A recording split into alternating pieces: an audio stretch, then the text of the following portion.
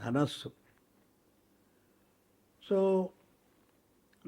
ఈ లగ్న చతుర్థాధిపతి సప్తమంలో ఉన్నాడు కాబట్టి వీళ్ళకి ఉన్న ఊరిలో వ్యాపారం చేసుకుంటే కలిసి వస్తుంది.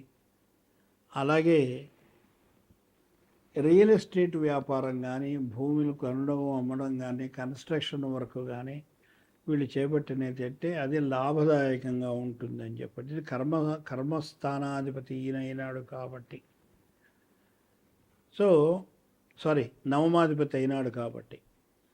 సో ఈ రవి నవమాధిపతియే లగ్నాన్ని చూస్తున్నాడు కాబట్టి ఈ ఉద్యోగస్తులు కానీ, ఇంకెవరైనా వ్యాపారంలో ఉన్నటువంటి వాళ్ళు కానీ ఫారిన్ కంట్రీ వెళ్ళేటువంటి అవకాశం వీళ్ళకు కూడా కనబడుతోంది. అయితే లగ్నాత్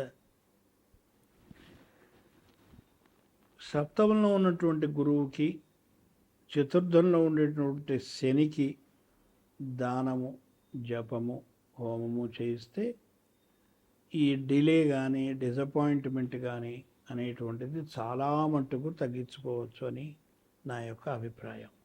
అలాగే ఎవరైనా పెళ్ళి చేసుకునేటువంటి ప్రపోజల్స్లో ఉన్నటువంటి వాళ్ళకైతే ఈ సంవత్సరం పెళ్ళి తప్పనిసరిగా జరుగుతుందని మనం చెప్పవచ్చు.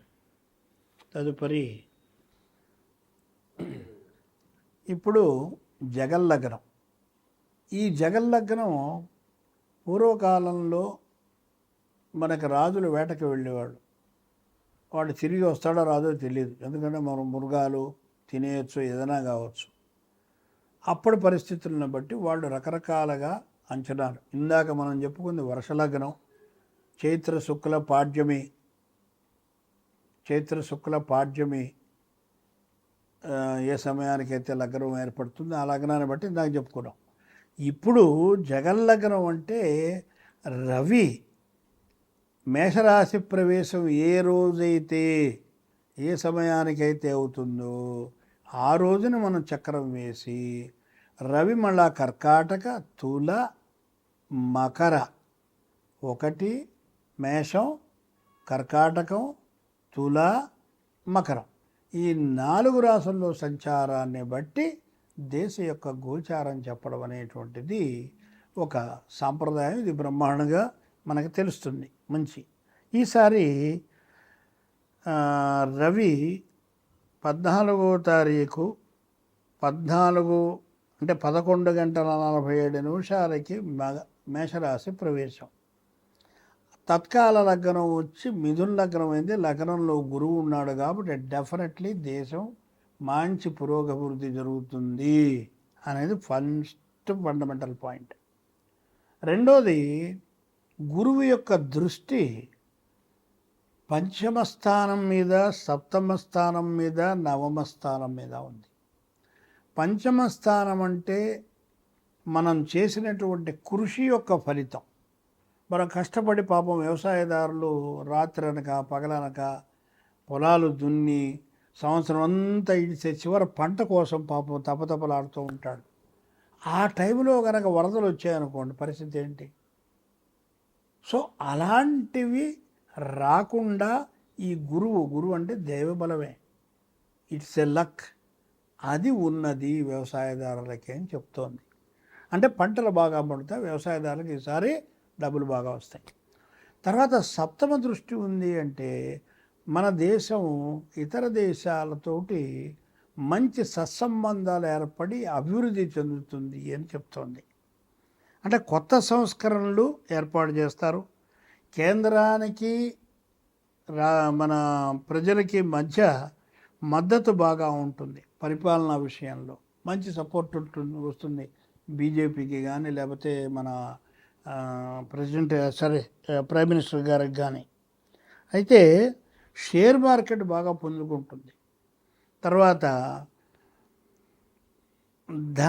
ధనాగారము అంటే ఫైనాన్షియల్ స్టేటస్కి ముఖ్యంగా మన దేశానికి ఏ విధమైనటువంటి ఆర్థిక సంక్షోభం ఈ సంవత్సరం ఉండదు. అలాగే కొత్త సంస్కరణలు మనం ఇందాక అనుకున్నాం. ఇతర దేశాలతోటి మన దేశం యొక్క పేరు ప్రతిష్టలు ఇందాక కూడా చెప్పుకున్నాం. అదే ఇక్కడ మళ్ళీ రిపీట్ అవుతుంది. అంతరిక్ష పరిశోధనలో ఇతర దేశాలతోటి నువ్వు డి అంటే డి అనే లెవెల్లో మన ఇండియా ఉంటుంది, అందులో డౌట్ లేదు. అంటే ఏ అణు సంబంధమైనది కావచ్చు, అంతరిక్షమైనది ఏదైనా సరే ధీటి. అందుకని ఇప్పుడు మీరు చూస్తున్నట్టయితే అమెరికా కానీ మిగతా కంట్రీలు కానీ ఆలోచిస్తున్నారు. ట్రంప్ మొదట డ్యాన్స్ చేసినప్పుడు ఇప్పుడు చేయట్లేదు. మిగతా వాళ్ళందరూ కూడా ఎప్పుడు మనకి ఇండియా యొక్క సపోర్ట్ దొరుకుతుందా అని చూస్తున్నారు. ఆర్థికంగా బాగా నిలదొక్కుంటుంది, మంచి నిలకడ వచ్చేస్తుంది, మనకి మంచి వర్షాలు కురుస్తాయి. క్రీడారంగంలో మనం ఎప్పుడు విజయం సాధిస్తాం ఈసారి. అలాగే అగ్ని ప్రమాదాలు, వాహన ప్రమాదాలు మాత్రం చాలా జాగ్రత్త అండి. ప్రతి ఒక్కరికి ఇది అన్ని రాసుల వాళ్ళకే చెప్తున్నాను, ఓన్లీ ఏనాడు శని వాళ్ళకి అని ఎక్కడా లేదు. ప్రతివాడికి కూడా ఈ గురువు యొక్క సంచారము ఎక్కడో అక్కడ మనం జాగ్రత్తగా ఉంటాం, ఆతడు బర్ర వచ్చి కొట్టిపోతాడు. ఆగి ఉన్నటువంటి వాహనాలను కూడా కొట్టినటువంటి మనకి ఉదంతాలు చాలా మనకి తెలుసు అది వరకు. అలాగే సాగునీటి ప్రాజెక్టులు, మంచి ఇరిగేషన్ ప్రాజెక్ట్స్ మంచి డెవలప్మెంట్ అవుతుంది. అలాగే దేశీయ పరిశ్రమలకి కూడా మంచి అభివృద్ధి వస్తుంది. అంటే ఇతర దేశాల్లో డిమాండ్ పెరుగుతుంది. మన దగ్గర ఉన్నటువంటి పరిశ్రమలు ఏవైతే ఉన్నాయో అది వరకు ఉండేవి భారతదేశంలో, ఇప్పుడంతా పాశ్చాత్య పిచ్చిబట్టి వెనకెళ్ళిపోయినాయి. ఇవన్నీ మళ్ళీ రివైవ్ అవుతాయి. రివైవ్ అయ్యి వాళ్ళు నిలదొక్కుంటారు. దానివల్ల దేశానికి కూడా ఆర్థికంగా మంచి డబ్బు వస్తుంది. అలాగే ఆయుధ పరిశ్రమ ఒకటి మనకి బాగా అభివృద్ధి చెందేటువంటి అవకాశం కనబడుతుంది. అలాగని రాబడి కన్నా ఖర్చు ఎక్కువ. ఎందుకనంటే మనం కొత్త కొత్త ప్రయోగాలు చేసేటప్పుడు వాటి మీద ఇన్వెస్ట్మెంట్ చేయాలి, తప్పదు. సో ఆ విధంగా తప్ప చెడుగా కాదు. అయితే ఇంటర్నేషనల్ లెవెల్లో హోటల్స్ని నిర్మించడం అనేటువంటి లెవెల్కి మనం ఎదుగుతాం. ఇంటర్నేషనల్ హోటల్స్ ఉంటాయి, దానివల్ల మన దేశానికి డబ్బులు వస్తాయి. అలాగే టూరిజం డిపార్ట్మెంట్లో మంచి పేరు ప్రఖ్యాతులు వస్తాయి, మంచి ఫుల్ ఫారినర్స్ ఎగబడతారు ఈసారి మీకు. అలాగే ఇంకొకటి మాత్రం చెప్పదలుచుకున్నాను అందరికీ కూడాను, పాలకులకి దయచేసి దండం పెట్టి చెప్పేది ఏమిటంటే, రాబోయేటువంటి ప్రకృతి వైపరీత్యాలు, తుఫాన్లు, అలాగే ఇతర సంఘటనలు, దేశంలో భూకంపాలు, ఇవన్నీ కూడా వచ్చేటువంటి అవకాశం ఉన్నది. కాబట్టి కొంచెం ముందస్తుగానే కాస్త సీనియర్ మోస్ట్ ఆస్ట్రాలజర్స్ ఎవరినైనా సరే గవర్నమెంటు వాళ్ళని పిలిచి వాళ్ళతోటి సంప్రదించి మాట్లాడి వాళ్ళు ప్రణాళికలు చేసుకున్నట్టయితే ఎంతో ఉపయోగం ఉంటుంది. మీరు వెళ్ళేటువంటి దోవలో ఏ విధమైనటువంటి అడ్డంకి కూడా రాదని చెబుతూ స్వస్తి ప్రజాభ్యాం.